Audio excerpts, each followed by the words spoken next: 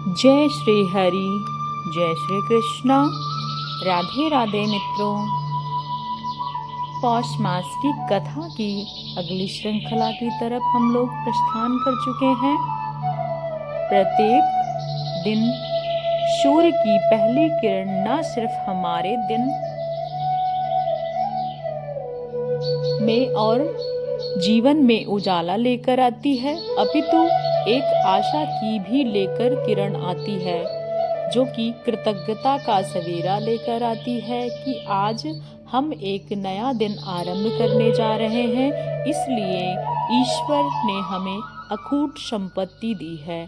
अगर हम उसको समझ पाए तो हमारा जीवन सकारात्मक ऊर्जा से भरा हुआ है। अगर हम उसको देख पाए तो हमारे जीवन की अंततः संभावनाएं, अगर हम उसका इस्तेमाल न कर पाए तो वह निष्फल है।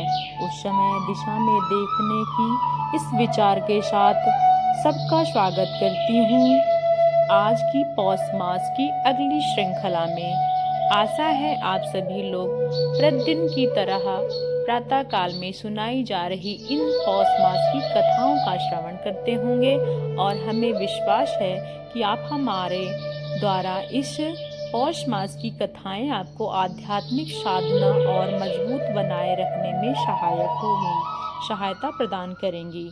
तो आइए बिना विलंब के कथा में आगे की कड़ी को सुनते हैं।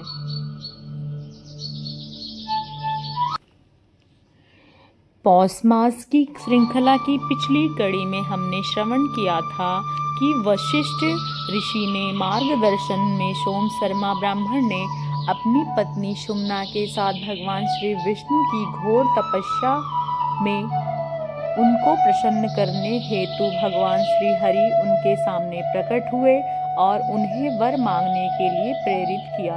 ब्राह्मण ने कहा, हे प्रभु, पहले तो आप मुझ पर इस तरह निश्चित किया एक ऐसा वर दीजिए कि मैं प्रत्येक जन्म में आपकी भक्ति करता रहूं। दूसरा यह वर दीजिए कि मुझे मोक्ष प्रदान करने वाले अपने अविचल परम धाम का आप दर्शन करवाइए।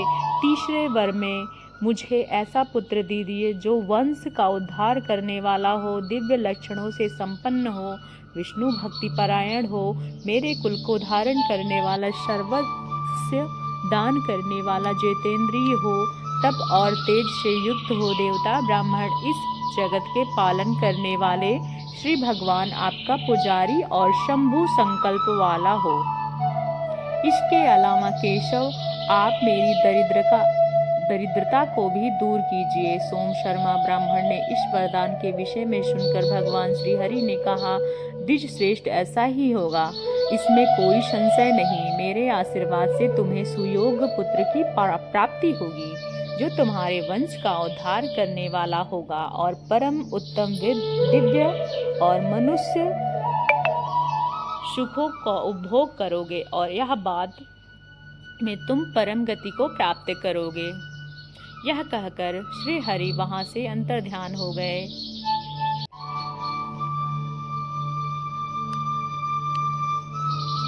सोम शर्मा ब्राह्मण अपनी पत्नी सुमना के साथ नर्मदा नदी पर के पुण्यदायक क्षेत्र पर उत्तम तीर्थ अमरकंटक में रहकर दान पुण्य करने लगे और इस प्रकार बहुत समय व्यतीत हो जाने पर एक दिन सोम शर्मा कपिला और नर्मदा के संगम में स्नान करने गए।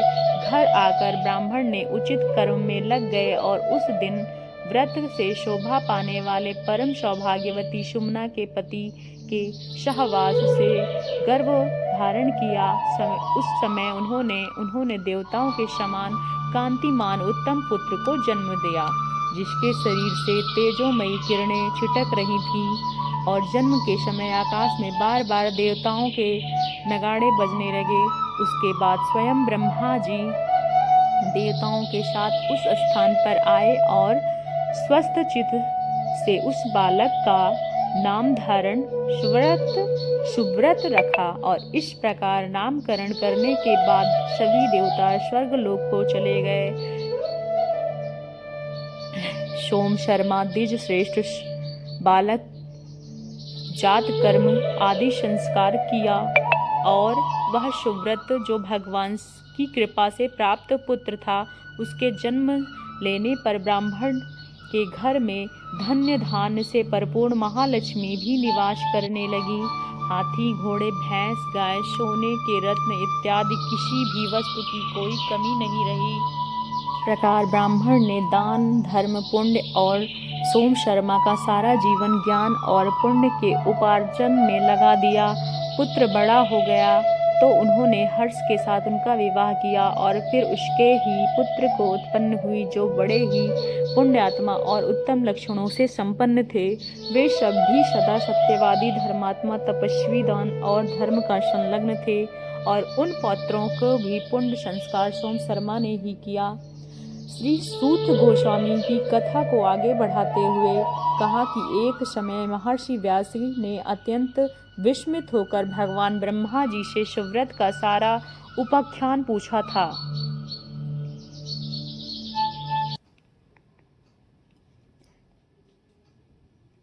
और तब ब्रह्मा जी ने कहा था कि सुव्रत बड़ा मेधावी बालक था और वह बाल्यकाल से भगवान विष्णु के चिंतन करता था।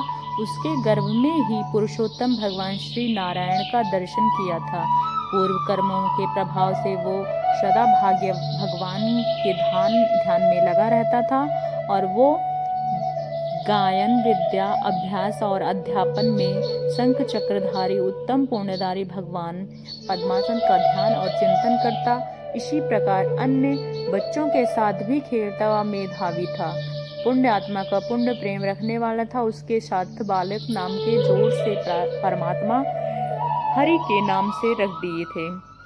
वह महामुनि था और भगवान के ही नाम से अपने मित्रों को भी पुकारता था और वो केशव यहाँ आओ, चक्रधारी माधव बचाओ, पुरुषोत्तम तुम मेरे साथ खेलो, मधुसूदन हम दोनों एक वन में चलना चाहिए।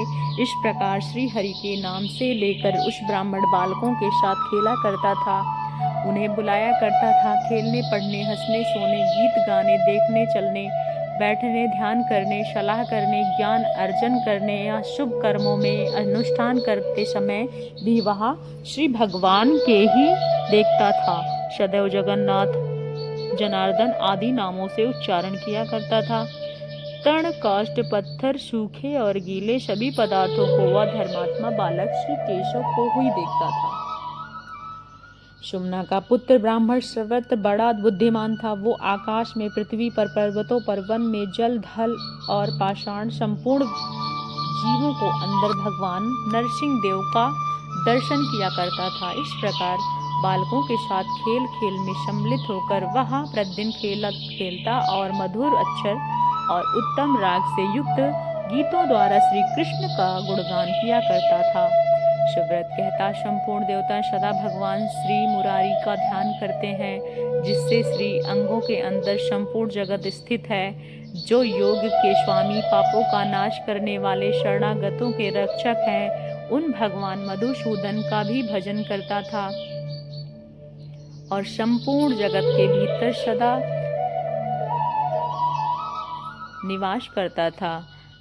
जब ऐसे दोषों से रहित वह परमेश्वर का चिंतन करने लगा तो चरणों को मस्तक झुकाता हुआ उनके अनुष्ठान, जिनके पराक्रम का अंत नहीं है, वेदांत ज्ञान से विशुद्ध होकर पुरुष जिनका सदा स्वतवन करता है, नारायण की शरण को ग्रहण करता है, जो योगेश्वर के हृदय में निवास करते हैं, जिनका शुद्ध प्रभाव सदा ही सर्वत्र विख्यात है। हे देव, मैं दीन हूँ, आप अशुभ के भय से मेरी रक्षा कीजिए। संसार का पालन करने के लिए जिन्होंने धर्म का अंगीकार किया था, वह सत्य युक्त संपूर्ण लोकों के गुरु देवता के स्वामी लक्ष्मी जी के एकमात्र निवास स्थान पर सर्व स्वरूप और संपूर्ण विश्व के आराध्य हैं। उन भगवान के सुयशों में सुमधुर रस युक्त संगीत और ताल लय के साथ गान करता हूँ। इस प्रकार सुमना का पुत्र सुव्रत दोनों हाथों से ताली बजाकर ताल देते हुए श्री कृष्ण के सुयश का ज्ञान करता है और बालकों को सदा प्रसन्न करता, बालक स्वभाव के अनुसार खेलता और विष्णु भगवान का ध्यान में हमेशा लगा रहता। यह देखकर सुमना उन्हें बुलाती, बेटा आओ कुछ भोजन कर लो, तो भूख सता रही होगी। तो यह सुनकर बुद्धिमान बालक सुमना को उत्तर देता, माता भगवान का ध्यान महान अमृत के समान है, मैं उसी से तृप्त रहता हूँ, मुझे भूख नहीं सताती। इस प्रकार भोजन के आसन पर बैठकर जब वह अपने सामने मिष्ठान परोसा हुआ देखता तो वह अन्न से भगवान विष्णु तृप्त हो जाते थे। धर्मात्मा बालक जब अपने मन में श्री कृष्ण का चिंतन करता है, योग निद्रा का पारायण करते हैं, तो भगवान श्री कृष्ण शरण में आया हूँ। इस प्रकार भोजन करते, वस्त्र पहनते, बैठते, उठते, किसी भी तरीके से वह सिर्फ भगवान श्री हरि कृष्ण की उपासना एवं उनका ही प्रतिदिन बड़ा होता गया और चिंतन करता गया। और इस प्रकार वह दिन प्रतिदिन बड़ा होता गया। वह धर्मात्मा सुव्रत युवा अवस्था में आने पर अपने काम और भोग को त्याग करके वैड्यूर पर्वत पर जाकर भगवान श्री विष्णु का ध्यान में मग्न हो गया। उस तपस्या का आरंभ की उस श्रेष्ठ पर्वत पर सिद्धेश्वर नामक स्थान के पास निर्जन वन में रहता, काम क्रोध आदि संपूर्ण दोषों से परित्याग करके वह इंद्रियों को संयम रखते हुए तपस्या करता, अपने मन को एकाग्र करके भगवान श्री विष्णु के साथ जोड़ता। इस प्रकार परमात्मा के ध्यान में 100 वर्षों तक लगे रहने के बाद उसके ऊपर भगवान श्री कृष्ण की कृपा हुई। भगवान जगन्नाथ अत्यंत प्रसन्न हुए और लक्ष्मी जी के साथ उसके सामने प्रकट होकर कहने लगे, हे धर्मात्मा सुव्रत, अब ध्यान से उठो, मैं तुम्हारा कल्याण करता हूँ, मैं तुम्हारे पास आया हूँ, मुझसे वर मांगो। मेधावी सुव्रत भगवान श्री विष्णु के उत्तम वचन सुनकर अत्यंत हर्षित हुए और उसकी आंखें खोलकर देखा तो उसने जनार्दन सामने खड़े थे और वह फिर दोनों हाथ जोड़कर उसके भगवान को प्रणाम किया और उसकी स्तुति करने लगा। सुव्रत ने कहा, जनार्दन, यह संसार समुद्र अत्यंत गहरा है, इसका पार पाना कठिन है, यह दुखमय लहरों और मोहमयी भांति भांति की तरंगों से भरा है। अब आप अपने दोषों और पुण्यों को पाप से प्रेरित होकर इससे फंसा हूँ, आप मेरा इस संसार से उद्धार कीजिए। जो गरजती हुई बरसती हुई मेरे पातकों की राशि विभूत लता और की तरह थिरक रही हो, मोह रूपी अंधकार समूह में मेरी दृष्टि विवेक शक्ति नष्ट हो चुकी है, मैं अत्यंत दीन हो रहा हूँ। मधुसूदन, मुझे अपने हाथ का सहारा दीजिए, यह संसार एक महान वन है, मैं इनके अनेक वृक्ष के मोह रूपी में इस सिंह होकर निवास करते हैं, इस कदर इसके अंदर आँच से भरा चित्त तृप्त हो उठा है। हे कृष्ण, मुझे बचाइए, मैं तो दूसरे का नाम लेता न हूँ, दूसरे को भजता हूँ, न दूसरे का चिंतन करता हूँ, नित निरंतर मैं आपके चरण कमलों को प्रणाम करता हूँ। इस प्रकार आप मेरी रक्षा कीजिए। हे श्री कृष्ण, यदि आप मुझ पर प्रसन्न हैं तो मुझे यह उत्तम वरदान दीजिए कि मेरे माता पिता को भी सशरीर अपने परम धाम में पहुंचाइए और मेरे साथ मेरी पत्नी को भी अपने लोक ले चलिए। इस प्रकार भगवान की स्तुति करके वह अपने वरदान को मांगकर सुव्रत चुपचाप हो गया। और तब भगवान श्री हरि ने कहा, हे ब्राह्मण, तुम्हारा उत्तम कामना अवश्य पूर्ण होगा। और इस प्रकार सुव्रत को वरदान देकर भगवान श्री हरि अंतर्ध्यान हो गए और सुव्रत के साथ सुमना और सोम शर्मा भी वैकुंठ धाम को प्राप्त हुए। तो यह थी आज की पौष मास की कथा। इस पौष मास की अगली कड़ी का श्रवण करेंगे आगे की श्रृंखला में। तब तक के लिए श्री राधे जी के चरणों में कोटि कोटि नमन और आशा करते हैं आप लोग चैनल को जरूर से जरूर सब्सक्राइब कीजिएगा और बेल आइकन को प्रेस कीजिएगा ताकि आने वाले समस्त अपडेट आप तक पहुंचते रहें। साथ ही साथ आप अपने इस वीडियो को अपने दोस्तों के साथ शेयर कीजिए ताकि ज़्यादा से ज़्यादा लोग इस अध्ययन का ध्यान कर सकें। जय श्री कृष्ण।